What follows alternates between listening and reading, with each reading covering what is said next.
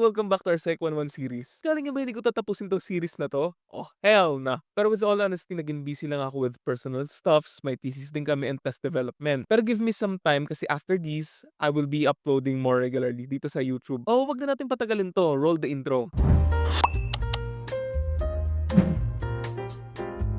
Again, welcome back to our Psych 11 series, the series where we make psychology easy and not boring. Namiss ko kayo, sana namiss ko rin ako. Today, we're diving into something you use every single second, kahit hindi mo napapansin, your nervous system. I guess, ito na yung part na may feel mo na psychology student ka na. You get to memorize the parts, the functions. Well, familiar naman kasi talaga tayo sa nervous system. Pinag-aaralan pa natin yan since high school. Pero now, let's discuss kung bakit kailangan natin siya pag-aralan as a psychology student. The why. Bakit nga ba? Kung gusto mo mag-psychology or kung psychology student ka na, ito yung system na kailangan kabisaduhin mo pag-aralan mo ng husto. So bakit nga ba? Kung naalala mo yung first episode, sinabi ko na psychology is the scientific study of behavior and mental processes. And guess what controls behavior and mental processes?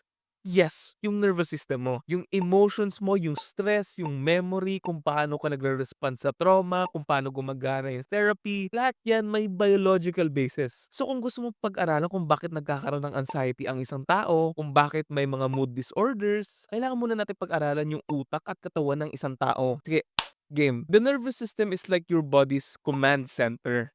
Command center. Siya yung reason why you can think, why you can feel, why you can move, or even sa paghinga mo. So yung nervous system mo, it basically controls everything that you do. For example, kapag nakita mo yung light na lumalabas sa phone mo, ibig sabihin yung mata mo nakaka-detect ng light. Yung message na may light ay pinapadala sa brain mo. At doon mo nalalaman kung ano yung nakikita mo. Halimbawa, kung nagtitingin ka ng text, ng memes, o kung nanonood ka ng video na to. Or kung naalala mo yung nahawakan mo yung mainit na frying pan, tapos na-feel mo yung sobrang init. Yung nerves sa kamay mo, pinapadala yung message sa utak mo na mainit yung frying pan. So pagdating sa brain mo, nagiging alert ka. At mabilis mong natatanggal yung kamay mo sa frying pan. Instant yun. Di mo na kailangang isipin, di ba? Pumunta naman tayo sa neurons. Ano ba yung neurons na yan? Neurons are the cells that make up the nervous system. Sa katawan mo, may billions of neurons dyan. Interconnected yan to create the brain, yung spinal cord mo, at saka yung mga peripheral nerves. Isipin mo na lang na yung neurons are the body's messenger. Lalamove ng utak, they carry information back and forth sa utak mo, sa spinal cord mo, at saka sa body mo. May tatlong klase ng neurons. First is yung sensory neurons. Sila yung tagapagsumbong. Basically, they report what you feel.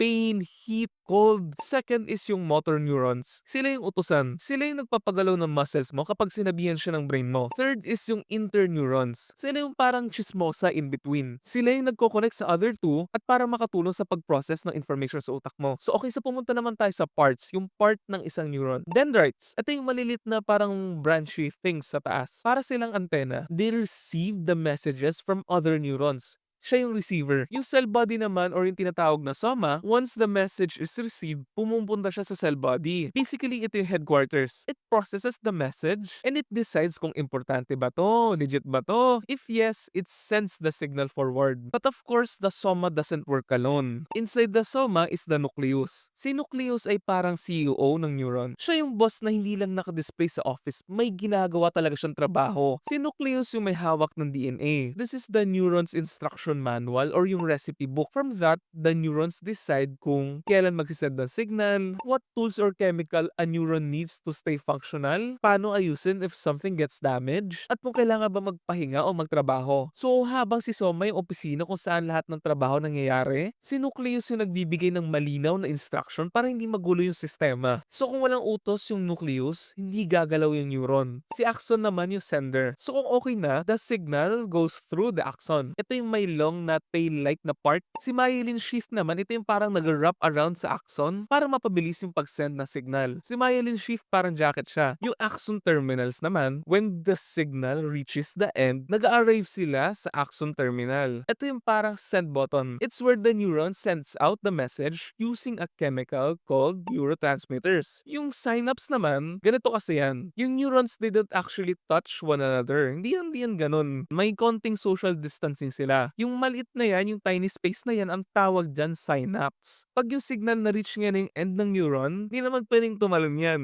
So yung neuron, magsasend siya ng tiny chemical messengers na tinatawag na neurotransmitters. So ganito, for example, may note ka. May note ka, tapos yung gusto mong pagsendan mo nandun sa kabila pang row. So bago mo siya mapasa sa chismosa mong kaklase, dadaan muna siya kay synapse. So boom, message received.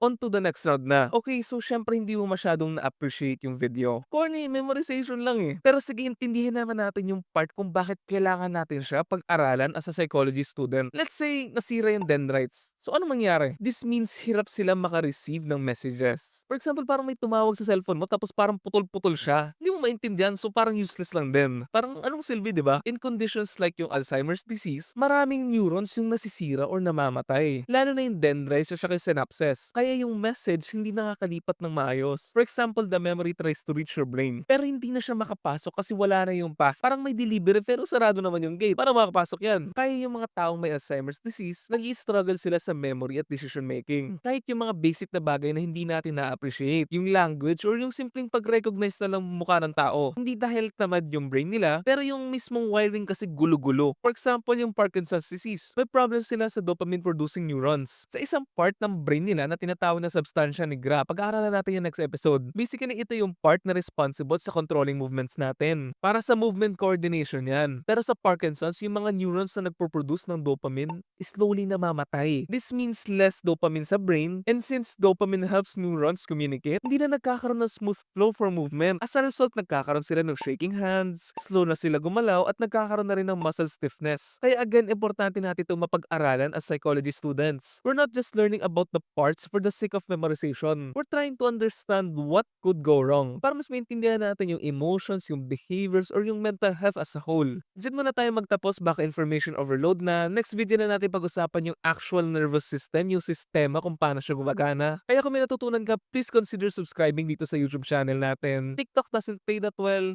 I'm broke, mag-subscribe na kayo.